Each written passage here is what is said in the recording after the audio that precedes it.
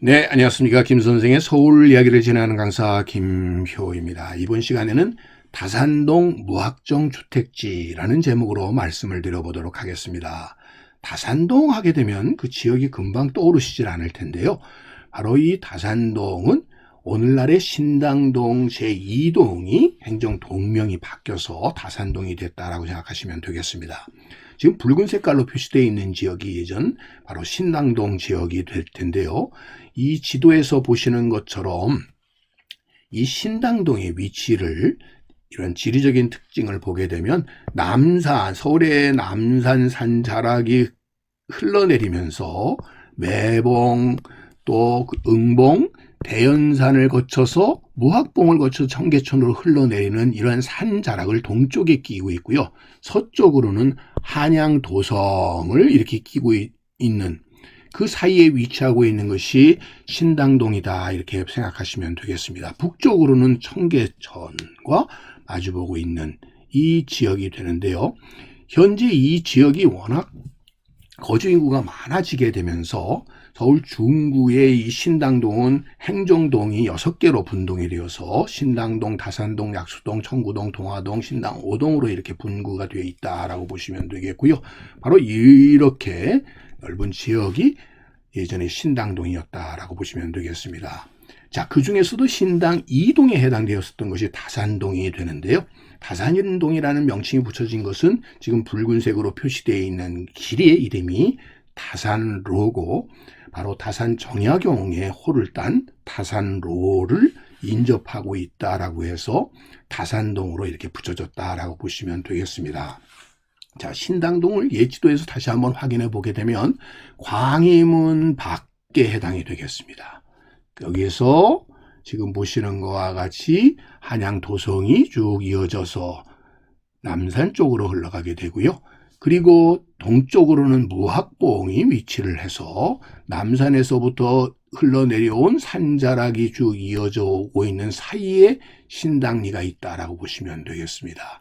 이 무학봉과 관련된 설화를 보게 되면 일찍이 무학대사가 도읍을 정할 때 이 봉우리 위에 올라가서 경복궁 터를 잡았다라고 되어 있고요. 일찍이 학이 이 봉우리에 와서 춤을 추었다라고 해서 붙여진 이름이 무학봉이 되겠고 그 아래 동네에 무학골이 위치하고 있었다라고 보시면 되겠습니다.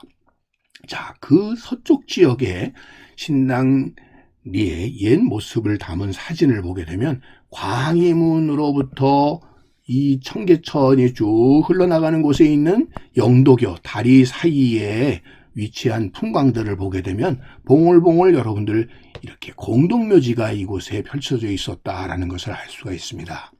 결국 이 광희문이 일명 시고문으로 불렸었던 이유를 우리가 알 수가 있겠고 애꿎은 죽음을 달래기 위해서 영혼을 달래기 위해서 이곳에 굿당들이 많다 보니까 신당이라고 하는 것이 동네 이름으로 바뀌어서 신당동이 됐다 이런 얘기를 오늘날 하고 있는 것이죠. 그래서 보시는 것처럼 이렇게 많은 봉분들이 광희문 밖에 위치하고 있었던 것을 알 수가 있습니다. 이처럼 신당동 지역이라고 하는 것 자체가 지금 붉은색으로 표시되어 있는 것처럼 광희문 밖에 해당이 되는 것으로 청계천으로부터 시작을 해서 남산 자락에 이르는 지역으로 일찍이 그래서 이 지역 자체는 길이 발달이 이루어지지 않았고 조선시대에 와서야 이렇게 연두색으로 표시되는 이러한 길들이 나올 수 있었던 이유도 이 지역이 산자락으로 되어 있었고 무덤들이 있는 한마디로 사람들이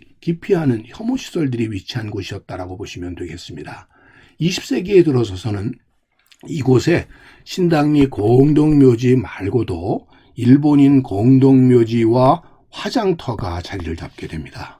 그렇게 되면서 이 지역에 새로운 도로망들이 나타나게 되었었다라고 보시면 되겠습니다. 그렇게 되면서 이 신당동 지역에는 서울 성 안에서 집을 구하지 못했던 사람들이 이곳 공동묘지 터에 와서 토막집들을 쓰고 주거지를 삼게 되는 일들이 나타나게 되었었다라고 보시면 되겠습니다.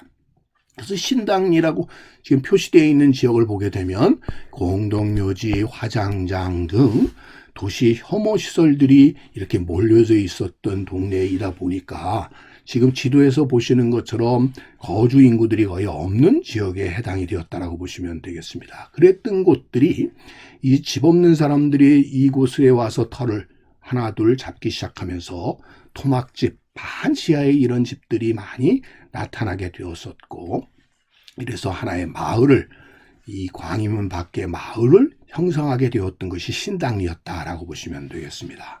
자, 그러던 것이 1920년대에 들어서게 되면서 일본에서 전원주택의 개념이 유입이 되기 시작하면서 공기 좋고 채광 통풍이 유리한 건강한 주택지, 뭐 이상적인 전원주택지, 근대 문화도시, 건강 장수촌 이런 것들을 앞세운 일본인들을 위한 소위 고급 주택지 개발이 이 시기에 와서 본격화되게 되었고요. 그 과정 속에서 지금 충정로 아현동의 금화원이라든지 흑석동의 명수대, 또 남산 후암동의 이런 택지, 학강, 신정대, 그리고 신당동 지역의 경성문화청 앵구촌과 같은 마을과 같은 이런 문화촌들이 나타나게 되었다고 보시면 되겠습니다. 그 결과로 일제강점기의 일본인들의 집단적인 고급 주택지들이 나타나는데, 그 중에서 중심을 이루었었던 것 중에 하나가 신당동이었고,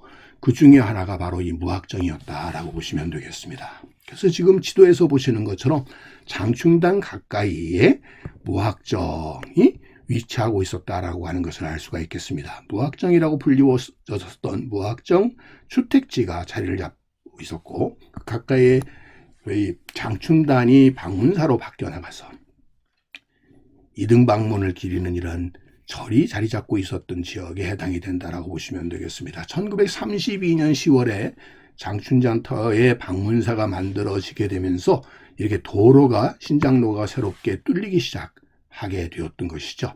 그래서 그것이 장춘당 공원으로 자리를 잡기 시작하고, 이와 더불어 장춘단 앞에서 무학정을 거쳐서 소위 앵구정으로 가는 이런 전차 노선도 생겨나게 되었다라고 보시면 되겠습니다.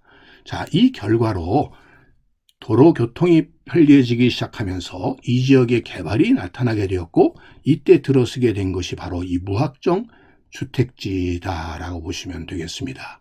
더욱 이 지역이 교통상 편리해지게 된 것이 바로 이 장충당선과 소위 남산 주요 도로들이 개통이 되게 되면서 결국 이곳으로의 접근이 용이하게 되었다라고 보시면 되겠고요. 그 과정에 바로 이 전찻길 무학정 옆에 무학정 주택지가 들어설 수 있게 되었다라고 보시면 되겠고요. 이 지역이 현재의 다산동 일대다라고 보시면 되겠습니다. 그래서 1935년도의 사진을 통해서 무학정 주택지의 모습을 우리가 확인을 해 볼 수가 있습니다.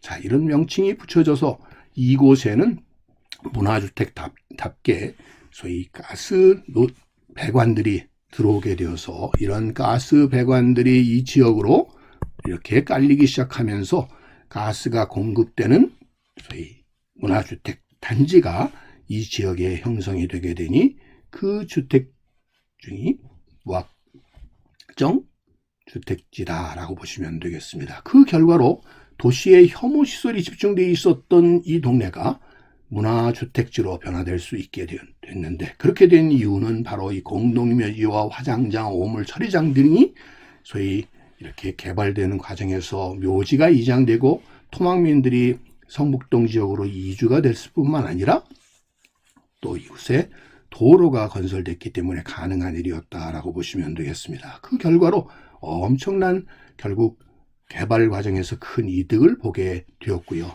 그 과정 속에서 신당정이라고 하는 것 자체가, 소위 신당동이라고 하는 것 자체가 새로운 고급 주택지역으로 확장될 수 있는 계기가 되었다라고 보시면 되겠습니다. 그래서 무학봉에 있는 바로 그곳에 신당정이 이루어져서 이곳 지역의 새로운 주택지역들이 확장되게 되면서 거주 인구들이 급격하게 늘어나게 되었고, 이것이 이국 과정 속에서 이러한 택지들의 분양 속에서 결국 신당동이라고 하는 것 자체가 이렇게 새로운 주택지역으로의 확장으로 오늘날까지 이어져 오면서 오늘날 보시는 것과 같이 신당천과 남산 동천 사이에 바로 넓은 지역의 새로운 문화주택지로서 자리 잡게 된 것이 오늘날의 신당동이 되었다라고 보시면 되겠습니다. 이처럼 도시 혐오시설이 있었던 동네, 지역에서부터 문화주택지로 변해나가게 되었던 대표적인 예로 들을 수 있는 것이 바로 이 다산동 지역에 위치하고 있었던 무학정 주택지가 아닌가 싶습니다. 그래서 오늘 이 시간에는 바로 신당동에 있었던 대표적인 바로 문화주택지의 하나였었던 무학정에 대해서 오늘도 꽃밭을 가꾸는 김 선생이 소개해 드렸습니다.